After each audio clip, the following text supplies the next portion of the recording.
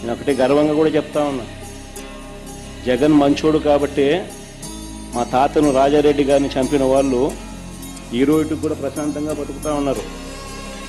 జగన్ చెడ్డోడైనంటే వాళ్ళంతా బతుకుండే వాళ్ళ.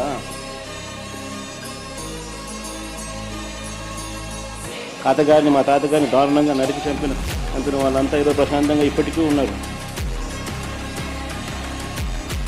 జగన్ నైజం ఎలాంటిది, జగన్ మనస్తత్వం ఎలాంటిది నిదర్శనం అది.